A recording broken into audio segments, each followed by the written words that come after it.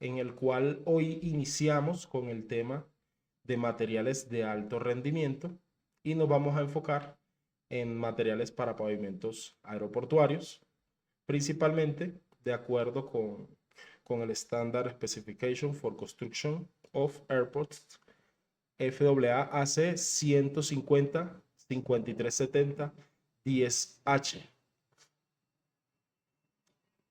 En este caso, tomando como referencia una estructura de pavimento asfáltico típica, como por ejemplo la que vemos en pantalla, correspondiente a un terreno de subrasante normal, una capa de drenaje, siguiendo con una subbase granular P154, una base granular P209, una base estabilizada P403 y una capa asfáltica P401.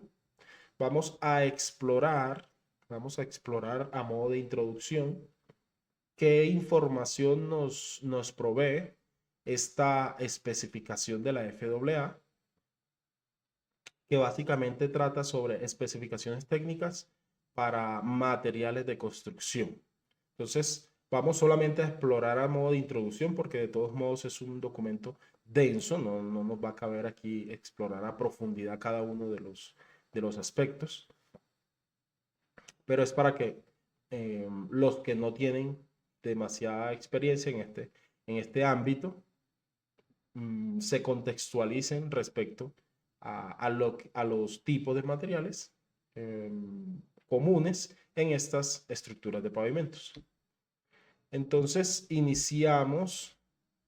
Aquí dijimos, esta es capa de subbase granular. Esta es una capa de drenaje, pero los materiales más comunes básicamente son estos de estructura granular y asfáltico. Entonces nos vamos a enfocar por ahora en estos. Ya si queremos profundizar en más materiales, pues hay que revisar de una forma mucho más completa la especificación. Entonces, en cuanto a esta subbase P154, la especificación nos indica que este material de subbase deberá consistir de partículas duras y duraderas o fragmentos de agregados naturales, o por ejemplo también puede incluir, según la especificación de cada proyecto, pavimento de asfalto reciclado RAP y o pavimento de hormigón reciclado. Básicamente se puede complementar ya sea como una mezcla de agregados naturales con agregados reciclados, o incluso si se tiene suministro en la región, una fuente de aprovechamiento de agregados reciclados al 100%.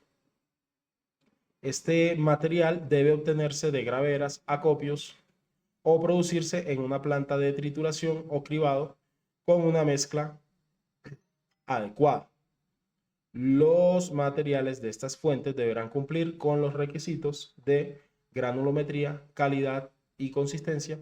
El material deberá estar libre de materia vegetal, cantidades excesivas de arcillas y otras sustancias objetables, estar mezclado uniformemente y ser capaz de compactarse para formar una subbase densa y estable.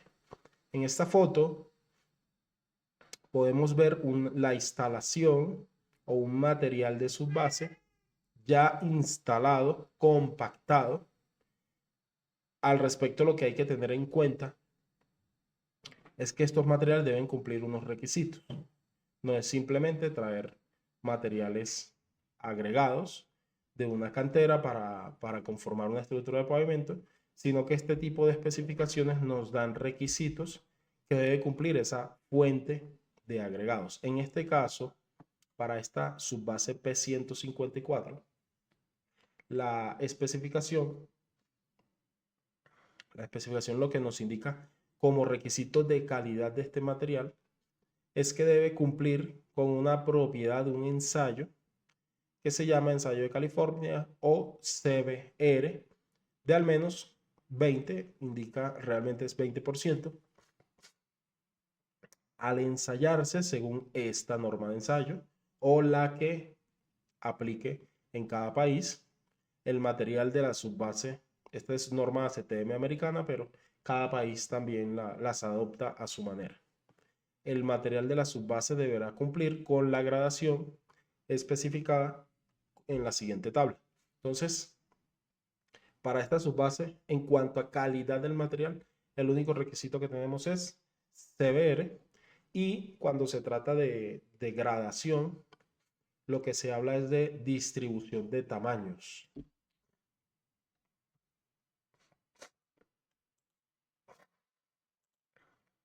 Entonces, cuando hablamos de distribución de tamaños, esto hace referencia a un ensayo que se llama granulometría, que básicamente es pasar el material por unas mallas y según el diámetro, el tamaño de cada malla, se clasifica el material. Entonces, en este caso, nos indica un tamaño máximo, es decir, la malla más grande por la que va a pasar el material es 75 milímetros. Estamos hablando de un material que puede tener piedras hasta de 3 pulgadas o 3 milímetros, o sea, es un tamaño, esto le llamamos tamaño máximo, es un tamaño máximo considerable, o sea, 3 pulgadas es un tamaño importante. Sin embargo, sigue siendo una base granular. A partir de ahí, pues ya nos da otros tamaños de referencia, 1,5 pulgadas, 3/4 de pulgada, que viene a ser 19 milímetros, etcétera, con estos rangos entre el 70 y el 90%. No es entre el 70 y el 90% de la cantidad de material, sino la cantidad de material que es de un tamaño inferior a este tipo de tamices.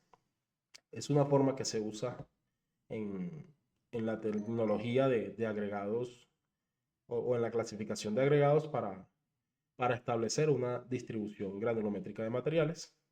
Y lo que indica la especificación es que ya el contratista escoge dentro de estos rangos una distribución de tamaños. Un momento, por favor.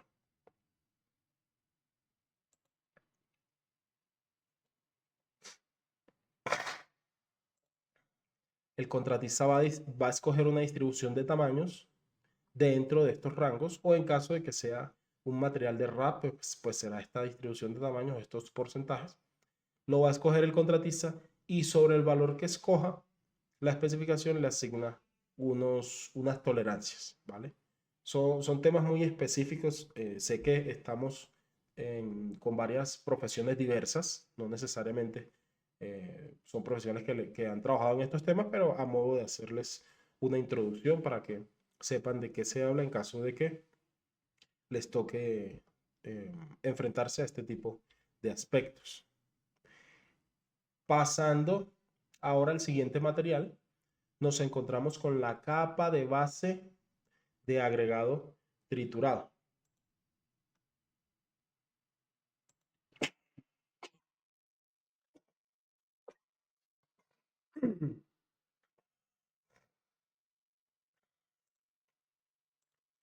En cuanto a esta capa de base, lo que se modela cuando establecemos una estructura de pavimentos es que en teoría, a medida que aumentamos o nos reducimos en profundidad, las capas van aumentando su competencia, ¿ok? Entonces, cuando hablamos ya de capas de base granular, estamos hablando de un material mucho mejor clasificado, con menos presencia de material fino, con menos presencia de sobretamaños, de piedras tan grandes como las que mencionamos aquí en la subbase, que estamos hablando de 3 pulgadas, y aquí es un material mucho más clasificado, similar al de la imagen, pero no necesariamente igual, porque al final esto es un acopio solamente de una capa o de un porcentaje del material. Al final en las canteras se hacen mezclas de distintos acopios de distintos tamaños para obtener esa capa de base, pero visualmente podría verse similar a eso o más bien a esto. O sea, piedritas más o menos de 1 pulgada mezclado con material fino, no material con tanta presencia de finos como esta, sino que se va a ver más o menos así una base granular. Al respecto, la especificación nos indica que para base de agregado triturado Y aquí estamos hablando entonces de la sección P209. El agregado triturado consistirá en partículas limpias, sanas y durables de piedra triturada, grava triturada.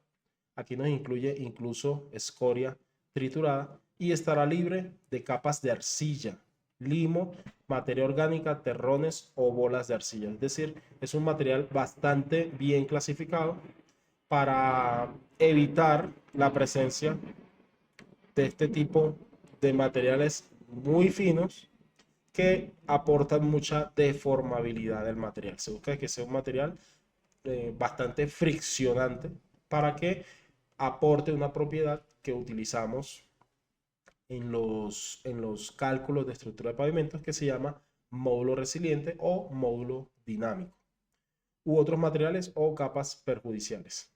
El método utilizado para producir la grava triturada dará como resultado que las partículas fracturadas, aquí nos interesan mucho esas partículas fracturadas, ¿por qué?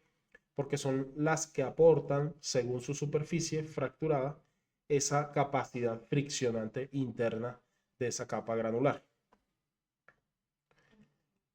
Entonces nos indica que ese proceso de trituración dará como resultado que las partículas fracturadas en el producto terminado sean lo más consistentes y uniformes posibles. La porción de agregado fino, definida como la porción, aquí ya nos define qué se considera fracción fina o fracción gruesa.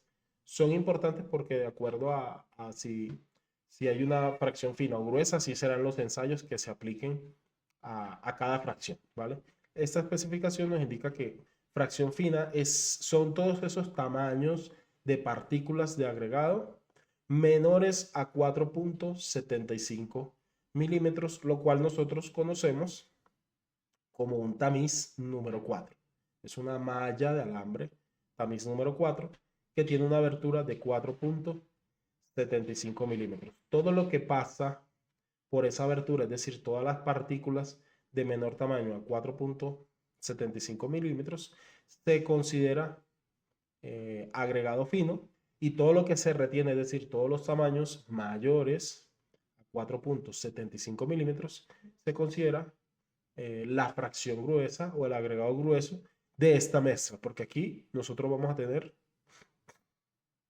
la mezcla de ambas fracciones, porque finalmente esa fracción fina, la función que cumple es rellenar los vacíos existentes entre esas partículas gruesas para aportar mayor densidad a esa capa construida. El agregado fino se producirá triturando piedra, grava o escoria que cumpla con los requisitos de agregado grueso en cuanto a desgaste y solidez. Los requisitos del material de base de agregado se enumeran en la siguiente tabla, la cual veremos a continuación. Entonces, vamos a revisar muy brevemente, porque es prácticamente otra profesión profundizar en estos aspectos. Es ya ingeniería de pavimentos, ya es cuando nos dedicamos al sector de laboratorios de control de calidad de materiales, en lo que yo me he desempeñado bastante tiempo y donde he tenido mis experiencias principales, o al menos las últimas, las he concentrado bastante en este tipo de aspectos, y sé que requieren bastante tiempo profundizar en ellos, pero básicamente cada propiedad que se mide en un material corresponde a una norma de ensayo, una norma internacional casi siempre, y que en cada país adoptamos, ¿vale? Entonces aquí como normas internacionales por parte de la FAA tenemos las normas ASTM, y en ellas nos indica el código de cada una. Entonces, una de las propiedades, resistencia a la degradación. En algunos lugares también se conoce como resistencia al desgaste, pues su nombre lo indica, es una resistencia a ese desgaste mecánico que sufren las partículas cuando reciben carga, ¿ok? Entonces eso es resistencia a ese desgaste. Nos indica un porcentaje que debe tener una pérdida máxima del 45% durante ese periodo de exposición de esas partículas. Otro de los ensayos, vamos a buscar alguno. veamos que se miden visualmente, partícula por partícula de una determinada muestra, el porcentaje de partículas fracturadas o caras fracturadas. Y ahí la especificación pues nos da un requisito de cantidad mínima. Entonces, por ejemplo, aquí nos indica mínimo un 90% de las partículas debe estar fracturada. ¿Por qué es importante esta propiedad? Porque una de las posibles fuentes de agregados no siempre son canteras de montaña, también puede ser una fuente de agregado aluvial o de río, el cual tiende, o prácticamente en su totalidad, son piedras de superficie lisa, semiesféricas, y deben pasar por un proceso previo de trituración, donde esa trituración puede ser completa o no, y la especificación busca controlar que se logre una cantidad mínima de caras fracturadas. Entre otras propiedades, como por ejemplo, estos límites hacen referencia a una propiedad que es a la plasticidad del material. Y ahí nos indica estos valores de referencia. En cuanto a los materiales, hace un momento habíamos visto la distribución granulométrica de las subbases. En el caso de las bases también tenemos un requisito. ¿Qué destacamos de aquí? Que el tamaño máximo ya no es 3 pulgadas, que son 75 milímetros, sino 2 pulgadas, 50 milímetros. Ya redujimos un 25% comparado con un 30%, una tercera parte, 33.3%.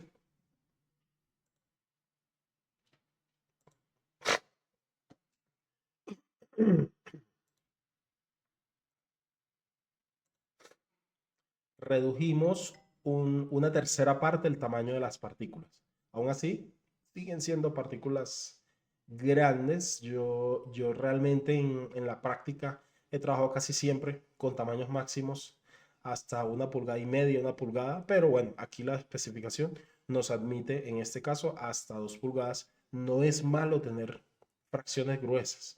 De hecho, casi siempre el mayor aporte mecánico lo hacen las partículas gruesas, pero en la práctica los materiales cuando los he utilizado o las especificaciones propias de los proyectos en los que he trabajado funcionan hasta 1,5 pulgadas, 1,1 pulgada, pero no tiene ningún problema que aquí nos especifiquen hasta 2 pulgadas como especificación de referencia.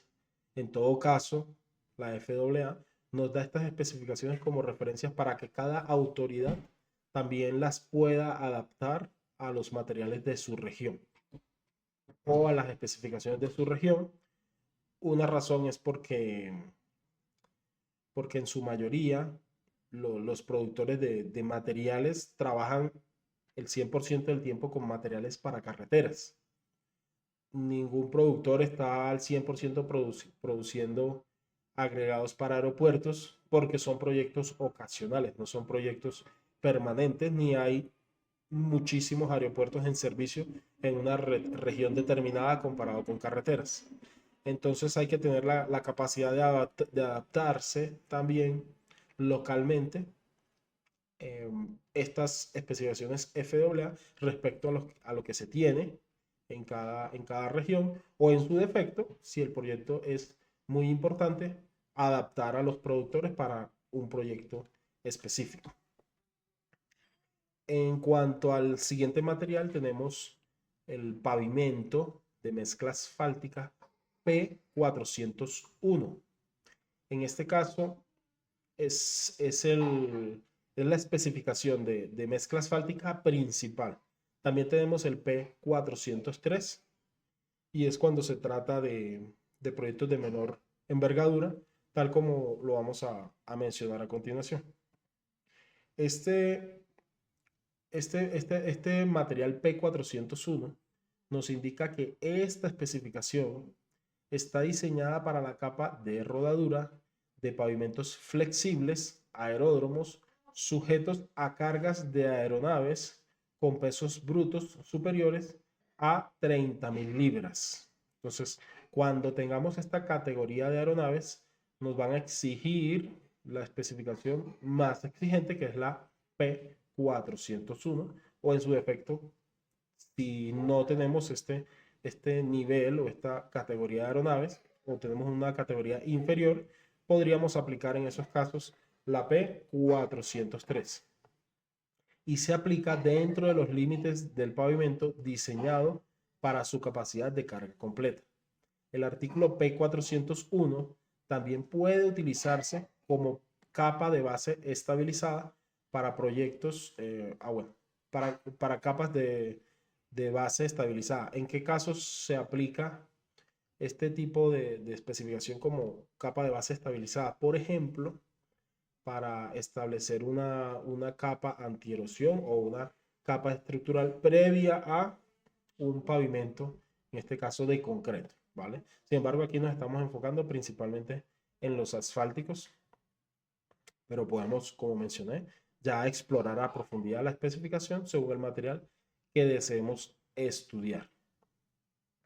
Para proyectos de pavimentos de aeródromos en aeropuertos no principales que presten servicio a aeronaves de menos de 60.000 libras, se puede utilizar las especificaciones para carreteras estatales en los estados donde se haya solicitado y recibido la aprobación de la FAA para su uso. En este caso, en Estados Unidos, ya en cada país se podría adaptar este último requisito. Pero veamos que nos permite, según la categoría hasta 60.000 libras, utilizar la misma especificación de materiales para carreteras. Las dimensiones y la profundidad de la capa de rodadura a la que se aplica esta especificación serán las definidas en el diseño de pavimento del ingeniero realizado de conformidad con la circular 5326. Básicamente, estas especificaciones nunca vamos a encontrar que nos dé un espesor exacto de un tipo de capa. Eso corresponde a los informes de diseño, en este caso de pavimentos, o si se trata de otras estructuras, igualmente. Aquí se especifican principalmente son calidades, características o especificaciones de la calidad de los materiales. Ya entrando en materia, en cuanto a este pavimento de mezcla asfáltica, tenemos que en esta sección 401-1.1, este artículo consistirá en capas de pavimento compuestas, porque finalmente es un material compuesto de agregado mineral y ligante asfáltico mezcladas en una planta pues de producción de mezcla asfáltica. Entonces, como se trata de un material compuesto, vamos a analizar muy brevemente cada una de sus fases. Una de ellas es la fase de los áridos o agregados granulares, y en este caso la especificación nos indica que los áridos consistirán en piedra triturada, grava triturada, escoria triturada, material de cribado, arena natural y relleno mineral según se requiera. Si bien hace referencia a áridos, a agregados, aun cuando muchas veces se producen en plantas como estas, siguen siendo los mismos materiales, pero sus clasificaciones por tamaño son bastante distintas. Entonces, para que tengan en cuenta que aunque lo mencionan, no es que se trate de una base granular, la capa mineral de este material asfáltico. Aquí nos indica la P401 nuevamente que el árido grueso es el material retenido en el tamiz número 4 y el fino es el que pasa ese tamiz. El agregado grueso, como el que vemos similar en pantalla, el agregado grueso separado, porque es el que se produce aparte del fino, pues más o menos tiene estas características. Y en cuanto a propiedades, nuevamente nos indica unas propiedades, tal como lo vimos en el material de base, entre ellas la misma resistencia a la degradación, si bien aquí ya por tratarse de una capa más competente, estamos hablando de un porcentaje máximo de pérdida del 40%. Entonces es más exigente por tratarse de una capa asfáltica o de rodadura, comparado con la capa inferior que vimos hace un momento, que era la capa de base granular, donde la pérdida máxima era del 45%. Entonces, como mencioné, a medida que subimos en la estructura de pavimento, mayor es la calidad de los materiales. Solidez, este es un ensayo que busca determinar la susceptibilidad del material a la intemperie, a la meteorización. Porcentaje de partículas fracturadas, tal como lo mencioné, indicándonos esos porcentajes admitidos.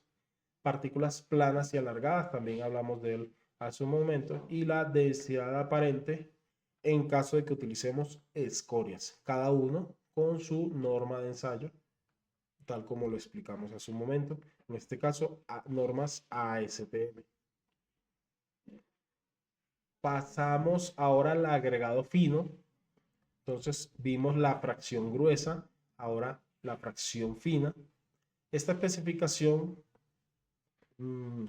hace mención o hace un énfasis en cuanto a que se le da prioridad a que esta fracción fina deba corresponder a material proveniente de trituración, es decir, arena de trituración.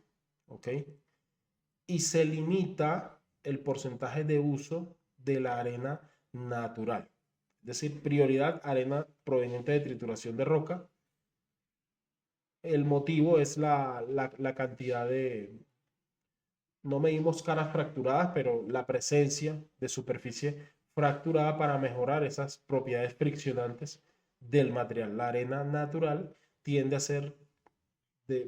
a tener partículas de superficie fina o redondeada y aporta muy poca fricción interna en el material.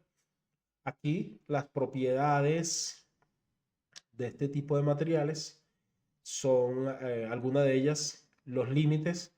Hace un momento hablamos de ellos, son límite líquido e índice de plasticidad. Son propiedades para verificar la plasticidad que tenga este material, limitado a máximo un 25% y un 4%. Solidez, tal como lo mencionamos, es una propiedad que verifica la susceptibilidad a la meteorización del material. Terrones de arcilla y partículas friables o deleznables hace referencia a cantidad de material contaminante equivalente a arena, y ya la proporción de arena natural, que como mencioné, se limita a un 15% su uso. El llenante mineral básicamente hace referencia al material más fino de esa fracción fina.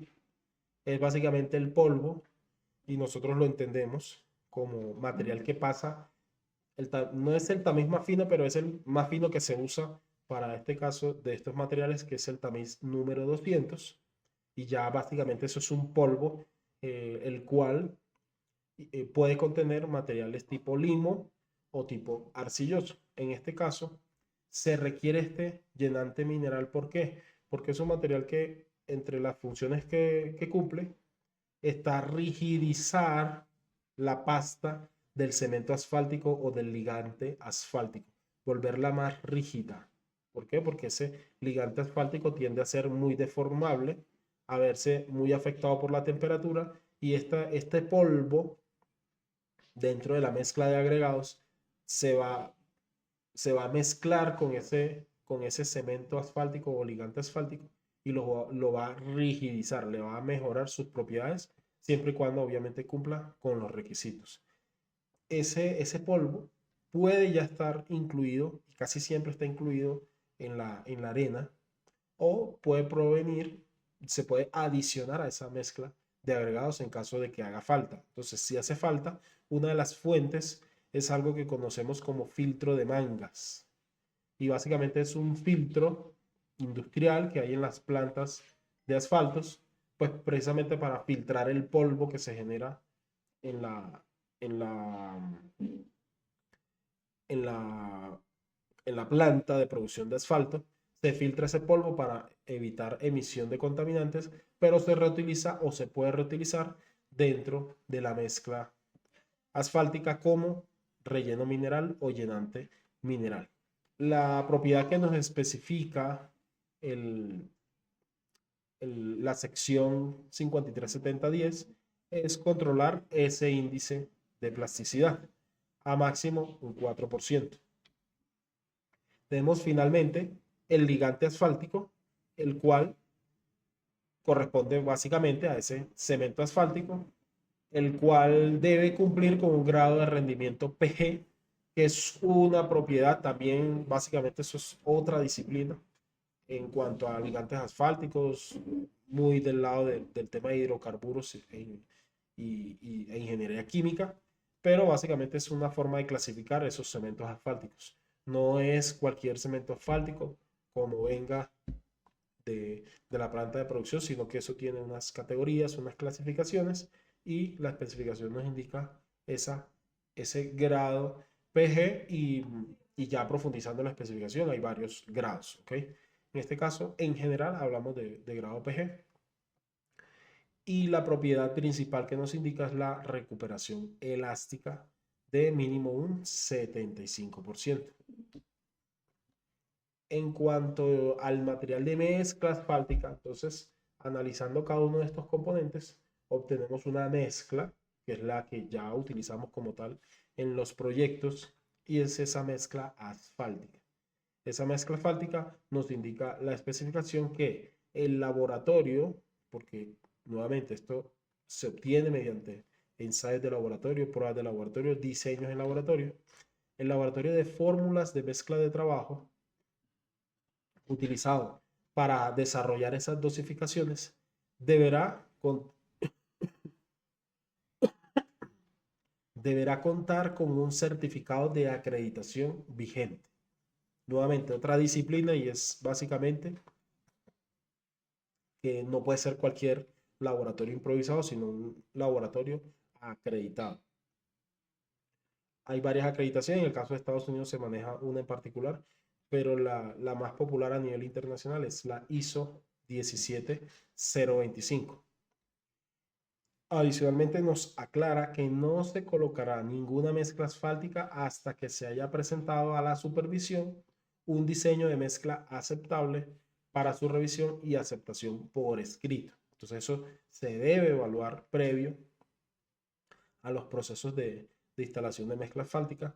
La mezcla asfáltica deberá diseñarse utilizando procedimientos contenidos pues, en estos manuales de diseño. Un último aspecto, siempre que hablamos de materiales, el factor determinante es el control de calidad. ¿Por qué? Porque el control de calidad es la forma en la que se verifica todas estas propiedades. No es suficiente con indicar cuáles son las propiedades y decir que o creer que se van a cumplir, sobre todo para este tipo de materiales, porque no son propiedades fáciles de verificar. Requieren de un proceso, unos conocimientos, etcétera, detallados, la implementación de procesos de laboratorio, de procesos de inspección, etcétera, y, y creer que un proveedor de agregados o de mezclas asfálticas, solo por especificarle estas propiedades, las van a cumplir, pues se aleja de la práctica real. Se requiere implementar procesos de control de calidad, tal como nos lo indica esta especificación de la siguiente forma. Entonces, esta especificación, nuevamente la misma, 5370, tiene un capítulo específico acerca de control de calidad. Y también los materiales tienen su subcapítulo también de control de calidad. Ese capítulo es el artículo C100 de la especificación 5370 y que entre todas las cuestiones que nos especifica, destacamos las siguientes. En cuanto a su alcance, se recomienda, vean, esto es textual, se recomienda encarecidamente que se desarrolle un programa de control de calidad del contratista CQCP para todos los proyectos. Todos los proyectos financiados por el gobierno federal de más de $500,000, donde la pavimentación sea el elemento principal de trabajo, debe tener ese programa de control de calidad del contratista.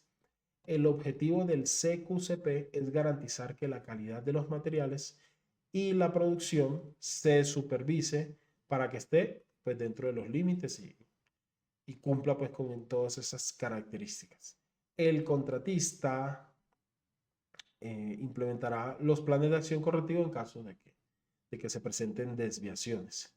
En lugar de esperar a desarrollar el plan de acción correctivo después de que se identifica el problema, es preferible implementar un plan preaprobado. Aquí en este último párrafo se establece el aspecto más relevante y por qué hago tanto énfasis en este programa de control de calidad. El propósito del CQCP es garantizar que el personal de control de calidad del contratista se coordine con el personal de garantía de la calidad del propietario o como le nombren en cada proyecto o por parte de cada autoridad durante todo el proyecto, no solo cuando surgen disputas. Y el aspecto más relevante es el siguiente. El QA es el responsable por parte del propietario para asegurar que el pago se realice solo por trabajo aceptable.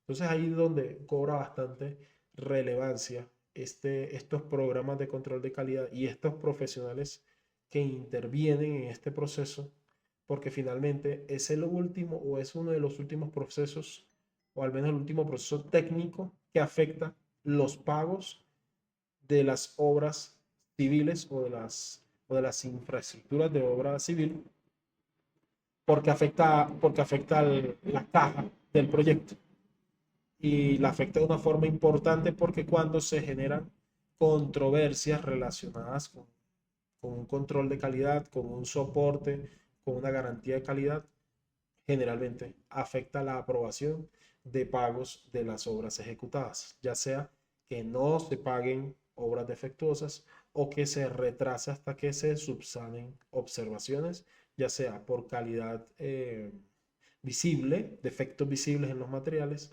o porque los resultados o los informes arrojan incumplimientos o diferencias, desviaciones respecto a las especificaciones o entre el resultado que aporta el contratista de obra o el productor de la mezcla o del material versus el resultado que obtuvo la parte supervisora o el cliente. Entonces es bastante relevante porque el impacto es sumamente relevante precisamente por esa afectación del flujo de caja.